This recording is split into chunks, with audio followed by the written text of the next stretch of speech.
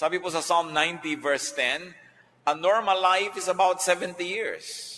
70 years. At kung tayo do'y pinagpapalan ng Diyos, ay nadadagdagan pa yan ng higit sa 70 years. Kaya sayang naman kung higit na maiksi ang magiging buhay ng isang tao dahil sa kanyang kapabayaan o dahil sa kanyang pagkakamali. At yan po ang nais ating pagbulay-bulayan ngayon. To maximize the beauty of life is to lengthen your life. Pahabain ang buhay na ating tinatamasa. How can you have a long life? How can we lengthen our life? The first and the most important thing to do is to love God. Mahalin ang Diyos. Anong kinalaman nun? Psalm 91 verses 14 to 16, because He loves me, says the Lord, I will rescue Him. I will protect Him, for He acknowledges my name. He will call upon me, and I will answer Him. I will be with Him in trouble. I will deliver Him and honor Him. With long life will I satisfy Him and show Him my salvation.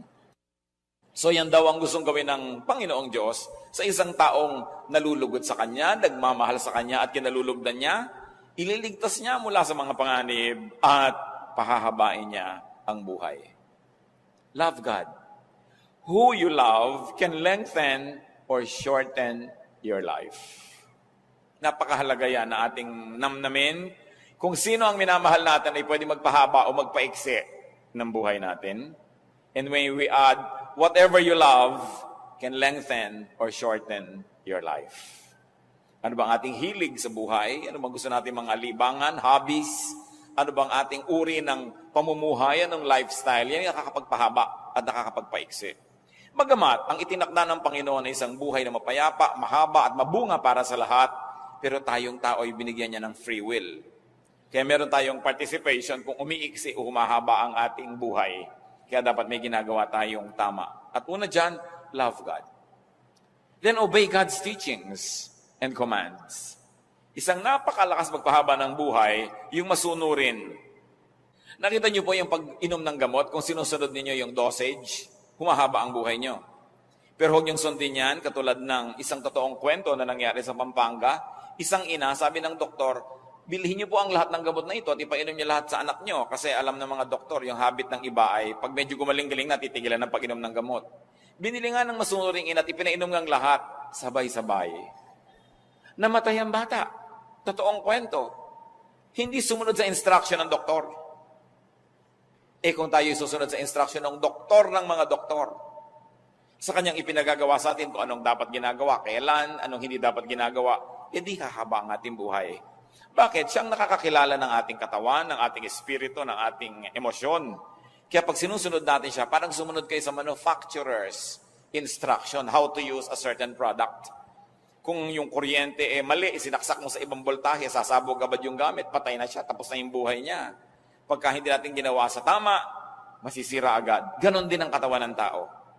Yung may likha sa atin, ang nakaalam ng higit kung ano ang marapat. Deuteronomy 4:40, keep His decrees and commands, which I am giving you today, so that it may go well with you and your children after you, and that you may live long in the land the Lord your God gives you for all time.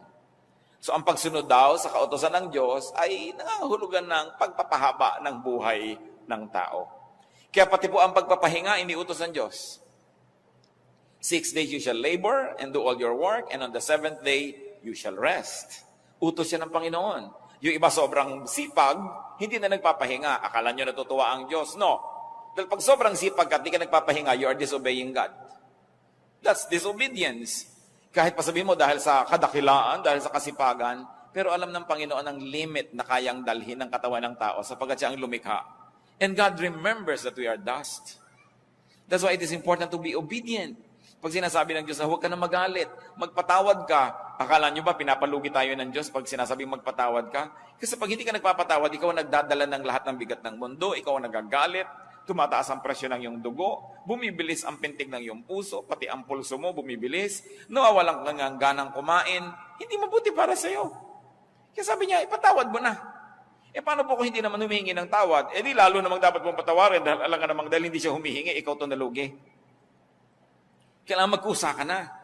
Kaya pag sasabi niya, huwag kang mag-inggitin, huwag kang magselos, huwag kang magalit, mabuti lahat sa katawan ng tao yan. Kaya ang sumusunod sa Panginoon, nagkakaroon agad ng advantage over the others. Meron na tayo agad na pampahaba ng buhay.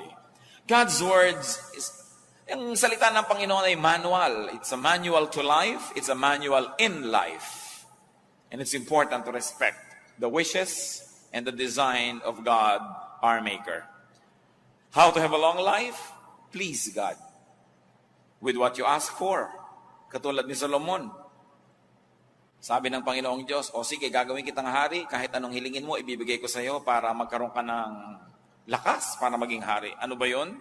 1 Kings 3:11-14.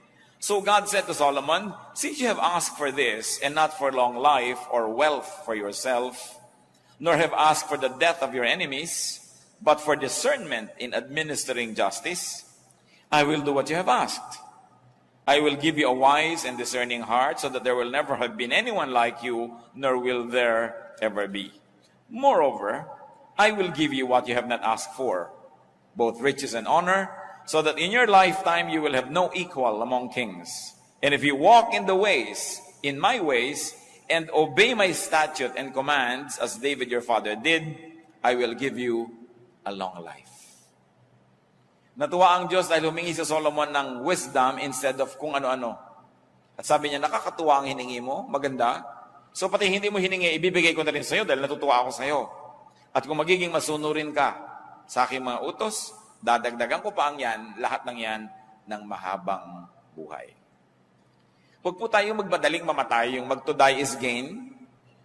No? Nung sinabi ni Paul yun, matanda na siya.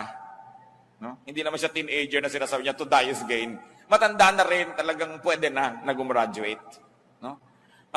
Nagawa na niya ang mga dapat niyang gawin. At saka siguro dahil sa sidhi ng pag-ibig niya sa Diyos, talagang hindi na bali sa kanyang mamatay. Pero life is the primary duty of life. Nilikha tayo ng Diyos, hindi para asamin na mamatay tayo at pumunta sa langit. Nilikha ng Diyos ang buhay, ipinagkatiwala sa tao para kanyang ingatan at ipamuhay ng lubos at ganap. At kung natapos na yon, next chapter, heaven naman. Pero heaven can wait. Hindi mo kailangang apurahin yan.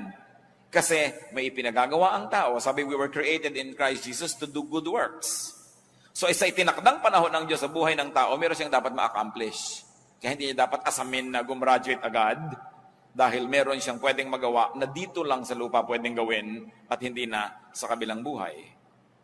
So Proverbs 2:16, long life is her right hand, meaning wisdom's right hand. In her left hand are riches and honor. So ito ang kalooban ng Diyos sa tao. Long life, riches, honor. Hindi short life, hindi poverty, hindi dishonor. Akala ng iba, pag naghihirap sila, ay kinalulugod ng Diyos. Gusto ng Diyos maayos ang buhay. Kaya nga itinuturo niya, 6 days you shall work. Pagka naman 6 days ka talaga nag-work, bakit ka magugutom kung 6 days ka na nag-work?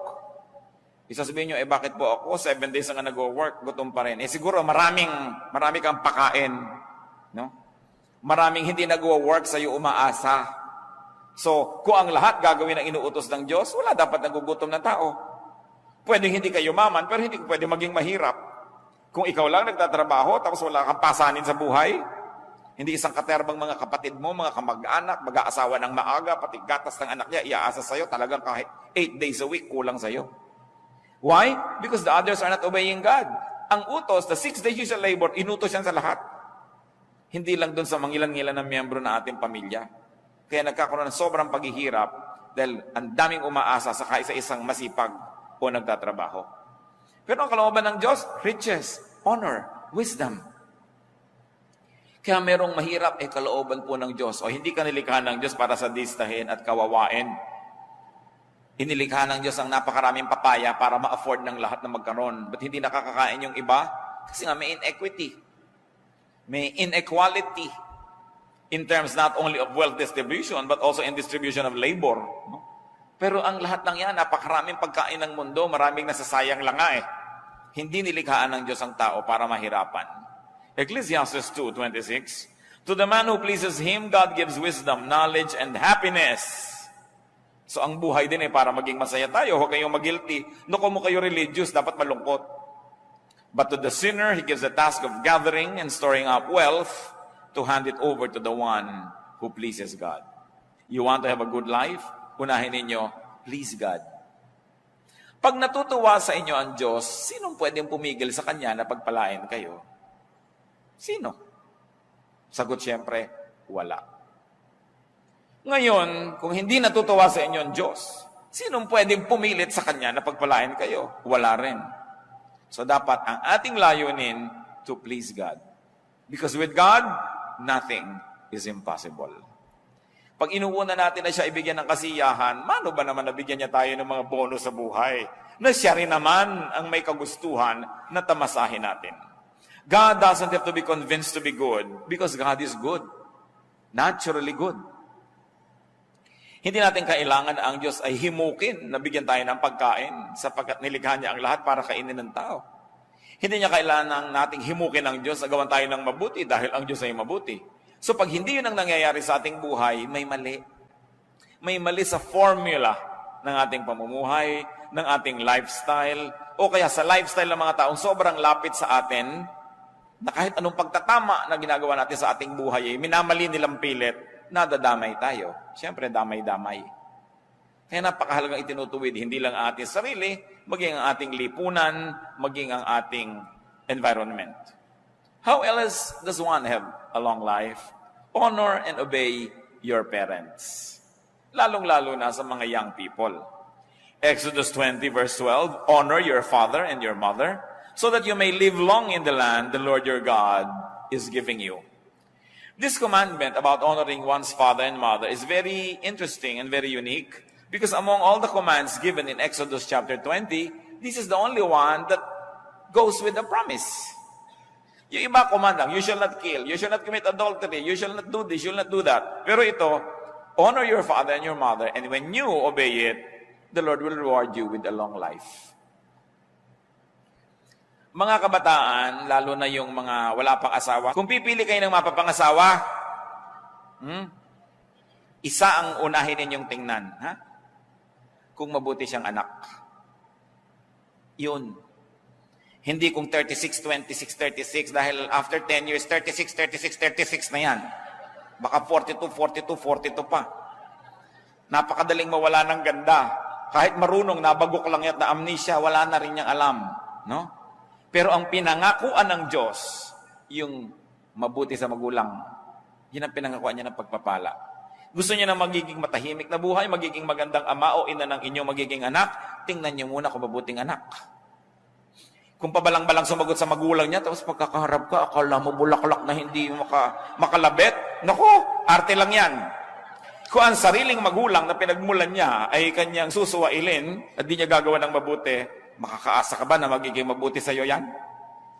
Titingnan ninyo kung mabuting anak. Yun ang una ninyong titingnan. Kasi may pangako ang Diyos sa mga mabubuting anak. At madadamay kayo doon. Kung siya hindi mabuti, damay kayo. Kung siya mabuti, kasali rin kayo sa pagpapala dahil magiging kabiyak niya sa buhay. Ephesians 6:2-3, honor your father and mother, which is the first commandment with a promise that it may go well with you and that you may enjoy long life on the earth. Bakit nakakapagpahaba ng buhay ang masunurin sa magulang? Dahil sino ba namang magulang magsasabing, anak, eto, mag-smoke ka na. No? O ito, maglasing ka na, anak. Ito, drugs, ibidili kita. Huwag kang pumasok, umabsent ka, magpuyat ka. Sumali ka sa mga dangerous games, anak. Maganda yan. Diba? Magpagabi ka hanggang kagabi-gabihan na sa kalsada. Sinong magulang ang magsasabi niyan? Diba ang magulang lalo kang inilalayo sa panganib? Kaya pag masunurin ka, 1/2 na ng panganib natanggal sa buhay mo. Dahil sino bang magulang ang magsusuong sa'yo sa panganib, liban na lang meron siyang mental illness. So, sumusunod ka pa lang, practically speaking, lumalayo ka na sa maraming gulo. Meron pang hindi lang practical, yung beyond practical, yung natuwaan Diyos sa'yo. Kaya lalo kang pinagpapala. Parental teaching is next to God's word in sincerity, in concern, and in wisdom. Ang tunay na matalinong anak, susunod sa magulang. At kung nalilito siya, kalooban niya o kalooban ng magulang, dahil bata pa siya, pagtiwalaan niya ang kalooban ng magulang. Liban na lang certified talaga ng National Mental Hospital na yung nanay mo hindi pwedeng magpasya. Ano? Pero mga young people, pag nalilito kayo, obey your parents. Lalo may track record sila na tunay naman nagmamahal sa inyo kasi wala yang gugustuhin na masama para sa inyo. You want a long life, avoid dishonest gain. Iwasang manggancho at mang 1, 2, 3 ng kapwa dahil nagagalit ang Diyos sa mga nang lalamang. Deuteronomy 25:15-16, you must have accurate and honest weights and measures so that you may live long in the land the Lord your God is giving you. For the Lord your God detests anyone who does these things, anyone who deals dishonestly. So ang unang ipinapakita ditong halimbawa, yung mga nagtitinda sa palengke, o kaya ay namimili ng mga produkto na kailangan timbangin o sukatin, sabi, gusto nyo humaba ang buhay nyo, kailangan patas ang inyong mga timbangan, hindi may mga daya, no? Ang inyong mga pagsukat, tama, sapagkat makadaya man kayo ng tao, hindi nyo naman kayang dayain ng Diyos na nakamata sa lahat ng transaksyon. Sabi niya, binibigyan niya na mahabang buhay yung nakakalugdan niya. Gusto niyong humaba ang buhay niyo, huwag kayong mandaya ng kapwa. Sasabihin niyo, bakit yung isa namin nakakilala ang daya-daya, humaba ang buhay? Pwede yon, pero ano naman yung quality of life? Kuminsan, ang dami mong dinaya at lahat ng inipon mo, gagamitin mo lang sa isang pagpapagamot na isang grabing sakit na ubos din, marami pang galit sa'yo. At bakit umiiksi ang buhay ng mga mandaraya? Paano kung nalaman ng taong dinaya mo siya at binalikan ka, tinagakabigla? Umiiksi talaga ang buhay mo. Dahil humahanap ka ng gulo pag nandadaya ka. Alam niyo kung ang lahat lang ng tao susundin ang salita ng Diyos, tahimik ang mundo. No? Peace on earth. Hindi mo kailangan ng Miss Universe para magka-peace on earth. Susunod ka lang talaga sa Diyos. Proverbs 28:16, he who hates ill-gotten gain will enjoy a long life. Yan daw mga namumuhi sa mga tinutubo sa pandaraya, magkakaroon ng mahabang buhay. Honesty pleases God. Honesty keeps you away from troubles with men, therefore you will have a long life. And you want long life, be fruitful. Produced honest gain. Alam niyo kung sino lang yung gustong mamatay na? Yung walang magastos. No? So kung ikaw productive, pag may sakit ka, may pambili ka ng gamot, may pampadoktor ka, naiinip ka, may panglibang ka sa buhay, may gusto kang tulungan, natutulungan mo, ayaw mo pang mamatay. Nakita niyo yung mga pharaoh, yung mga emperor, yung lahat mga hari at mga reyna, kutak-kutak at mga elaborate na ritual pag sila namatay kasi gusto nilang ituloy pa yung buhay nila next life kasi enjoy sila eh. Pero yung mga slave, naku, gusto na nang mamatay agad dahil yun na lang ang pag-asa nila makatakas sa hirap.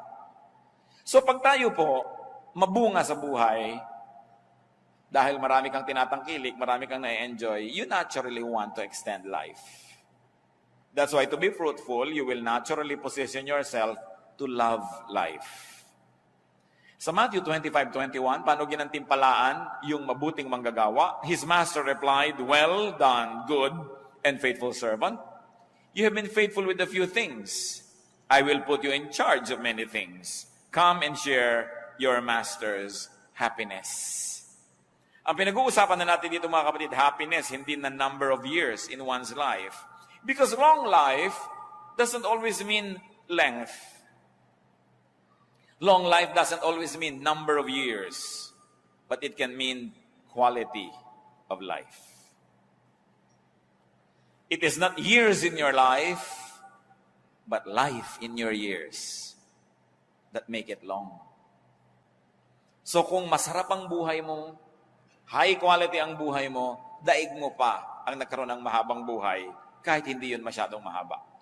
Kasi nalasap mo ang dapat malasap, naabot mo ang dapat abutin, naakyat mo ang dapat akyatin, nakain mo ang dapat kainin, natikman mo ang dapat tikman, you have lived a full life. And of course, the fruitful person will naturally enjoy a higher quality of life. So tayong mga anak ng Diyos, huwag kayong makontentong basta buhay. Kailangan namumunga. Hitik na hitik, mabulaklak, mabango, humahalimuyak, maganda, makulay. Dahil sabi ng Panginoong Jesus sa John 10:10, I came that they may have life and have it abundantly. Have it to the full. A great, wonderful, and beautiful life. You want a long life? Live peaceably. Live peacefully. Titus 3:2 remind the people to be peaceable. Huwag palaaway. Gaano karaming tao ang palaaway na agad-agad na putol ang buhay? Interrupted ang life nila because they cross paths with another equally troublesome person. Nag-contest sila, namatay sila pareho o isa ang namatay. Yung mga mainitin ng ulo, hindi marunong magbigay sa kapwa, lagi nang nagagalit, naghahari-harian, naghahanap ito na umiksi ang kanyang buhay. It's important to clear and unclutter your mind, to unburden and rest your mind, to have a long life. Kaya ang utos sa Philippians 4:6-7, do not be anxious about anything. And the peace of God, which transcends all understanding, will guard your hearts and your minds in Christ Jesus. Huwag daw tayo maging warrior. Because when you always worry, you don't change the situation, but you make yourself miserable. Pag lagi pong nag-aalala ang tao, lagi nag-iisip, laging namamroblema, hindi naman niya talaga nalulutas yung tunay na problema, nadadagdagan pa dahil siya nasisira ang kalusugan. So sabi, ipanalangin mo. With prayers and supplications, bring your request to God. That's what the Bible says. And then, leave it up to God and live as quietly and as peacefully as you can. Walang kwenta yung natutulog ka pero ang babaw ng tulog mo dahil baka merong sumakal sa'yo o nagagalit ka, baka may pumatay sa'yo. Walang kwenta yung naglalakad ka sa neighborhood nyo, iniisip mo baka biglang may sumaksak sa'yo dyan dahil marami kang kaaway. O kaya iniisip mo baka merong gumawa ng masama sa'yo dahil marami kang atraso sa iyong kapwa. So maganda na yung payapa, tahimik ang buhay. At lagi kong inuulit-ulit, kung talagang mahilig kayo makipag-away, humanap kayo ng kalaban sa Kenya o sa Madagascar o kaya sa Lake Titicaca. Pero yung kaaway nyo, yung kapitbahay nyo, napakalaking kamalian niya dahil ang lapit-lapit, pwede kayo laging saktan, guluhin. Hindi kayong kawawa. Lalong-lalo yung nakikipag-away sa kasambahay, hindi humahanap kayo ng napakalapit na problema kasi kasambahay nyo, nakakasalubong nyo sa pinto. Tapos pag naunahan ka sa banyo, ang tagal-tagal niya sa loob dahil sinasadista ka, hirap ka, iiksi talaga ang iyong buhay. Huwag na kayo maging banal, maging matalino na lang kayo, huwag kayong makikipag-away sa kasambahay.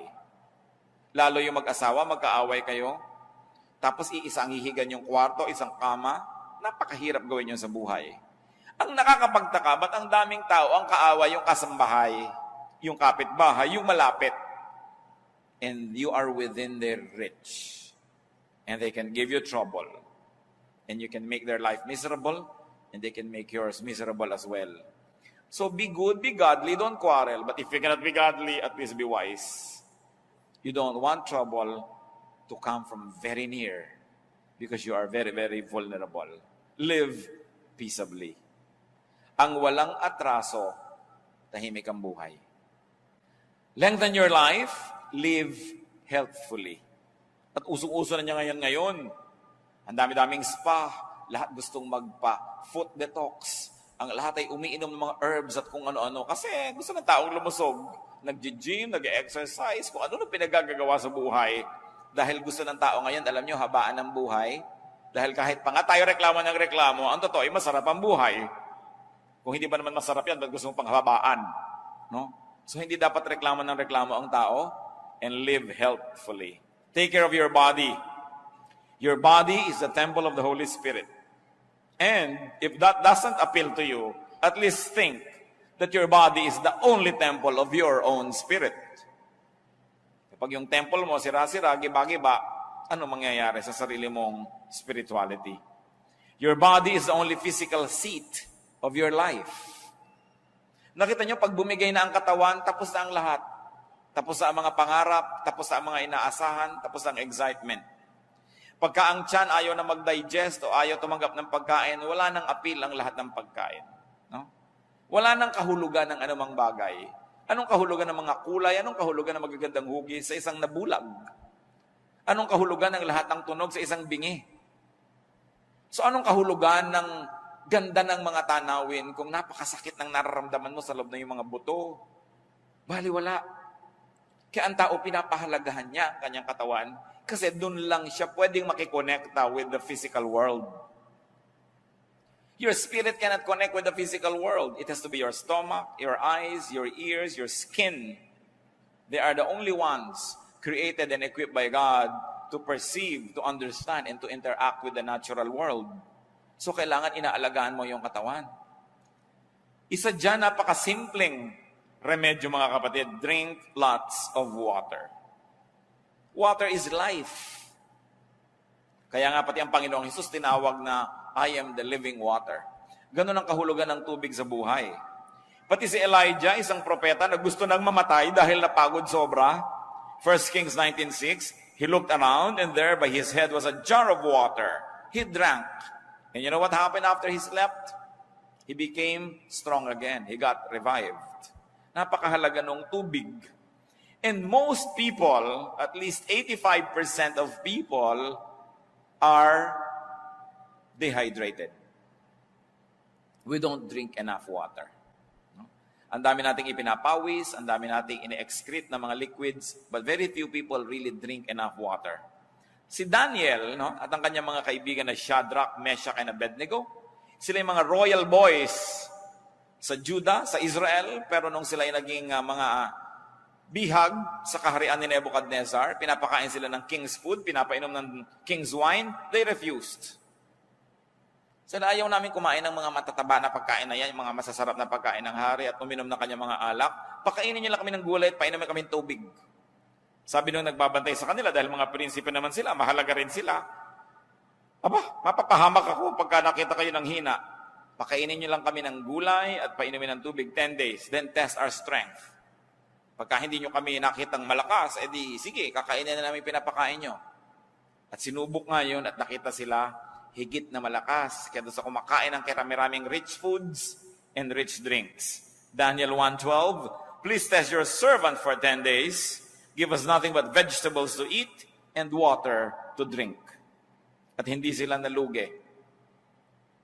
Napakahalaga na umiinom ang tao ng tama. Many drinks are time-released poison. Sa mga hapagkainan, nakikita mo kung minsan kung ano pinapainom ng host, hindi mabuti sa tao. Although masarap sa bibig, masarap ang lasa. Masarap hanggang dito lang sa dila. Paglampas sa lalamunan, laso na. Kaya kailangan sinusuri ng tao at inuuri kung ano ang kanyang pinag-iinom sa buhay. Yung mga tubig na kinulayan ng mga madidilim na kulay, nilagyan ng isang katerbang asukal, ang mahal-mahal pa. Nakakabuti ba yan sa tao?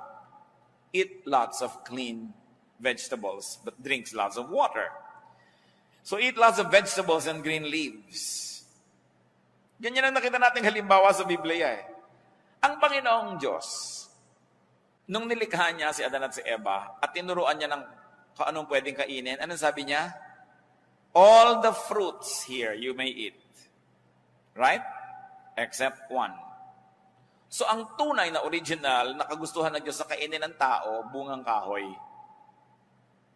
Hindi sinabing, yung ahas, kainin ninyo, yung ibon, kainin ninyo. Hindi, later lang nangyari yun. Pero yung unang-unang sinabi ng Diyos, ito, you are free to eat any of the fruits.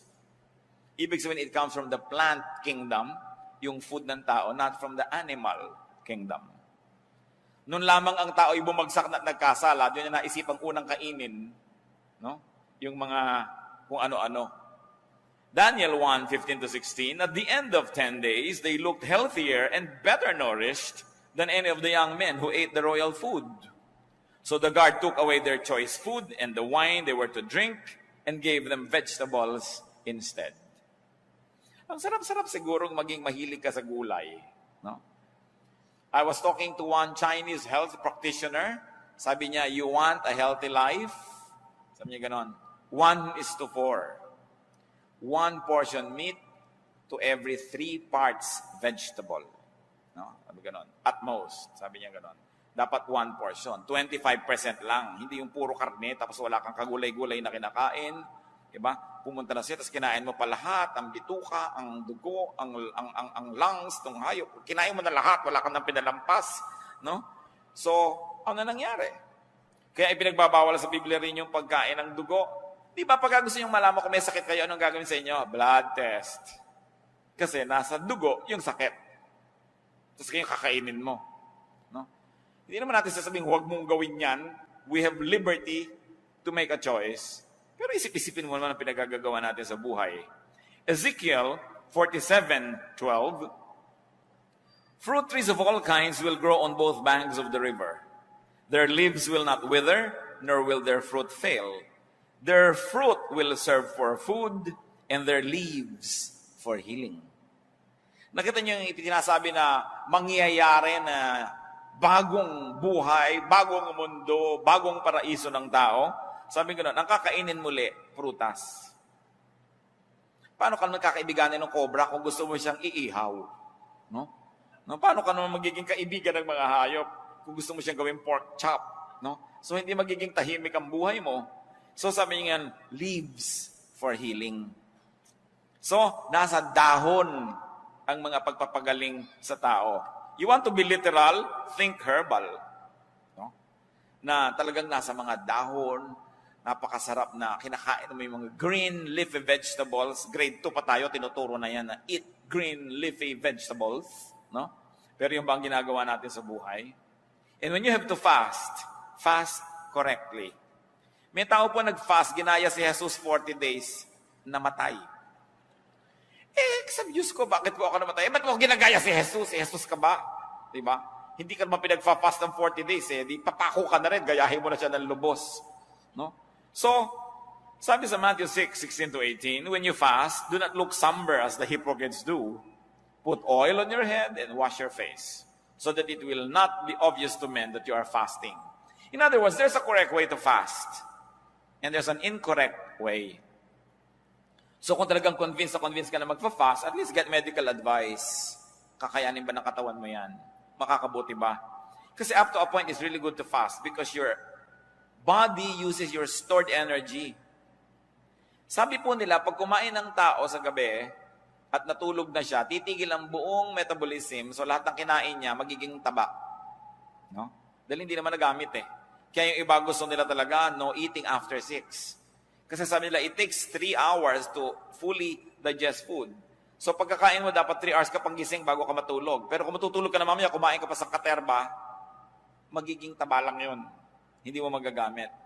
Yung after 6. Yung iba naman, ang dieta nila, after 6 courses. Tsaka pa lang sila titigil. Kaya talagang hindi natabla-tabla ng anumang dieta. But correct timing, correct bodily condition, motive and technique, will also be good if one fasted. Pero dapat tama pati yung motivation. Hindi lang para ipagyabang mo nag-fast ka o dahil lahat may magpa-fast, sasali ka. Dapat may personal conviction. Hindi lang nakikiuso. Take your medication. Yung iba kung naging Christian, ayaw na uminom ng gamot. Hindi, pagagalingin ako ng Diyos. Well, pwede kang pagalingin sa himala. Hindi naman talaga imposible yon. Pero pwede ka lalong pagalingin kung uminom ka ng gamot mo. Lalo tama yung gamot mo at tama naman yung prescription. Si Timothy nga anong payo ni Paul? Dahil hindi matanggal-tanggal ang kanyang sakit ng tiyan, 1 Timothy 5:23, stop drinking only water and use a little wine because of your stomach and your frequent illnesses. So nagpayo si Paul na huwag lang tubig ang inumin, uminom daw ng wine. Alam niyo naman ang wine kasi cleaner than water in many parts of the world, especially during the ancient times. So sabi niya, huwag ka na lang inom ng mga tubig, may mga butete, mga tubig na may mga nakatirang palaka, etc., etc. Dahil kaya hindi ka na gumaling-galing. Uminom ka na lang ng wine at tanggalin mo yung arte mo na Christian kahit hindi ka umiinom niya. Dahil inang makakabuti sa iyo sa kayong kalagayan ngayon. No? So yung mga tao rin, pinaresetahan tayo ng gamot. Kung sa palagay nyo makakabuti sa inyo at ang nagreseta sa inyo ay kapanipaniwala, bakit hindi? Bakit yung papaghihimalain ng Diyos samantalang pag ininom niya yung gamot, gagaling na kayo? Di mas madali, di ba? So, do what is easier. Use plants for medication, by the way. Isaiah 38:21, Isaiah had said, prepare a poultice of figs and apply it to the boil and he will recover. So sabi ko noon, pag samasamahin ninyo yung mga dahon-dahon, mga halaman, at pagkatapos ay durug-durugin ninyo at itapal ninyo sa inyong mga may kikekwek para kayo gumaling. So huwag niyong nilalait-lait yung mga damo-damo, mga herbs, kasi maging yung si Isaiah, ayan, herbularyo. Huwag lang may mga bulong-bulong, no? Yung talagang mga leaves and roots. Kasi inilagay na ng Diyos sa halaman lahat ng kailangan nating nutrient, lahat ng kailangan nating gamot, lahat ng kailangan nating katawan. Kumisa nga, hindi mo na kailangan yung mga artificial western medicines, no? Kung alam mo lang ang herb na yung dapat gamitin. Pero anong ginagawa ng marami? Nilalait-lait nila yung traditional herbal science ng kanilang lahi. Then they abandon all of these natural healing elements at ang gusto nila puro western medicine. Well, western medicine works. But up to a point, because of the specialist orientation ng western medicine, kung ginagamot ko ang iyong puso, tatambakan kita ng kung ano-anong gamot at wala akong pakialam kung nagka-problema ang kidney mo. Diba? Kasi puso mo ang pinapagaling ko. Kasi sa western medicine, kapra-kapraso, bahagi, hindi sila holistic. No? Hindi katulad ng eastern medicine, even Philippine, Chinese, traditional Asian medicine, buong katawan ng tao kasama sa piniisip, hindi lang yung parte-parte. Kaya ang masama kumisan, pag sobra kang dependent sa western medicine, gumaling nga yung original sakit mo, pero may komplikasyon sa ibang bahagi. No? Kasi, para kang may ipis sa noo, binaril yung ipis, patay ang ipis, butas ang noo. Maraming ganun din yung mga kumisan nagkikimo, kumisan ay nagra-radiation, original complaint, nalulutas for a while, pero may ibang komplikasyon na nangyayari sa iyong katawan. Kaya dapat nag-iisip na rin ang tao, alin ba? Kasi hindi natin kailangan kumali sa Biblia para hindi naman nila yung mga halimbawa. Kita-kita natin yung kanilang pagpapalakas sa kanila. So do not belittle herbology. Do not belittle traditional herbs. Except that it was done in the right way and it was hygienic. Live healthfully. Have enough rest and sleep.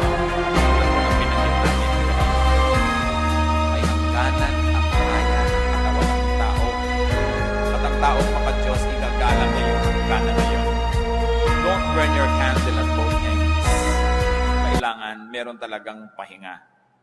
1 Kings 19:4-5, referring to Elijah, he came to a broom tree, sat down under it, and prayed that he might die. I have had enough, Lord, he said, take my life. I'm no better than my ancestors. Then he lay down under the tree and fell asleep. Sa bigat ng mga problema na dumating sa buhay ni Elijah, maging siya na napakadakilang propeta ay ginusto ng mamatay. Pero nung siya ay nakapamahinga, nakainom ng tubig, nakakain ng konting tinapay, naiba ang kanyang orientasyon, lumakas ang katawan at gusto na naman niyang mabuhay. Hindi ko alam kung may kasama tayo dito na kumisan gusto na mamatay. Pero nawa, wala. Pero kung meron, baguhin nyo lang chemistry ng blood nyo, may iba yan. Ibahin nyo lang. Kumain kayo ng halo-halo. No? Magngat-ngat kayo ng panotsa. Kumain kayo ng pulot. Eat anything that gives you energy. Baka sa ilang sandali lang, sabi mo kanina, Lord, gusto ko nang mamatay. Nung makakais mo, Lord, joke only. Kung kayo'y parang nagnanais mamatay, sobra kayong depressed, kumain kayo ng kung ano. Kailangang baguhin nyo ang chemistry na inyong blood dahil maiiba ang andar na inyong utak. Importante yon. So kung meron sa inyo, tandaan nyo yan. Ano? Kung ano man yon, lalo yung gusto nyong kainin ninyo. Halimbawa, baling tumaba na kayo ng konti, isang araw lang naman, isang kain. Pero, when you are depressed, remember this. If you're going to remember this whole night, remember this only for this one thing. If you're depressed, change your body chemistry. Change it. Immediately eat something that you probably haven't eaten in a long time. Kahit ayaw ng katawan mo, kainin mo siya. Pag naiba ang body chemistry, maiiba ang takbo ng iyong utak. Take it from Elijah. And rest. Kailangan ng pahinga. Long life means happiness.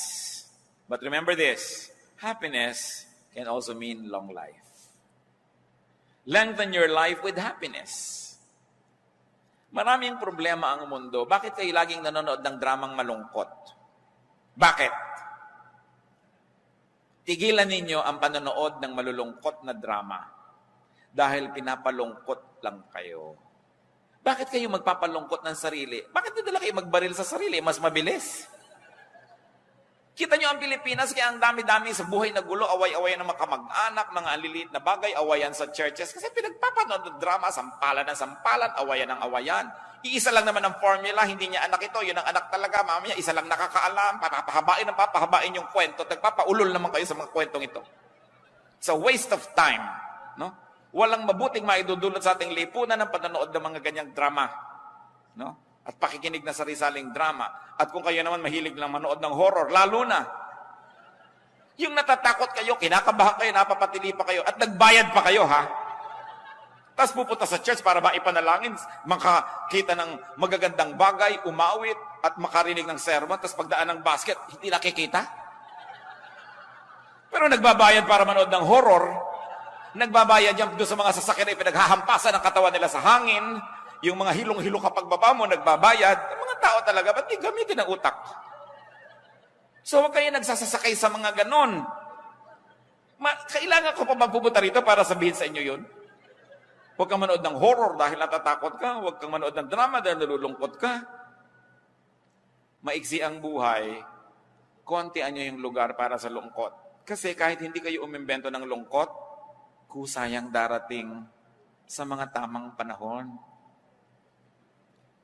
Mamamatayin tayo ng kamag-anak, so huwag na kayong umiiyak dahil may namamatay sa TV na drama. No? Dahil buhay na buhay pa yung artista doon at nagsha-shopping na sa kinita niya, kayo naman lungkot na lungkot pa. There will be enough people around us who will die. So don't grieve artificially for this kind of deaths that are fictitious. No? Huwag niyong galitin ang sarili niyo dahil napakasama nung kontrabida, galit na galit kayo. Ang dami nang nakakagalit talaga sa totoong buhay. Dinadagdagan niyo pa. Kung ako talaga, ipagbabawal ko ang ganyang mga drama-drama. No? Hindi mabuti sa ating lipunan. Malungkot na lang siyempre sa mga artist at producer. Umimbento kayo ng mas masaya. No? Yung mas maganda, yung nakaka-edify. Life is God's gift. You agree? So love life. Celebrate life. Live life to the fullest. Lengthen your life. And if I may end in this, brothers and sisters, help other people lengthen their own lives. Huwag niyong paiksiin ang buhay ng inyong kapwa dahil tinotorture niyo. Payagan niyo rin silang sumaya. Bigyan niyo rin sila ng lugar. Huwag niyo silang dominahin. Huwag niyong diktahan. Tigi-tigisa lang tayo ng buhay. Hindi ko mo kayo ang may pera, kayo ang may kapangyarihan. Didiktahan niyo ang inyong kapwa kasi siya man, isa lang ang buhay niya. Live your life the best way you can and let others live theirs. Aming Diyos, salamat sa mga paalala niyo na ang buhay ay masaya, maganda, mabuti. And life has enough sorrows, enough troubles, enough problems that we should not invent sorrows and problems anymore. Turuan niyo kami, Lord, to be selective kung anong pinapanood, anong pinapakinggan,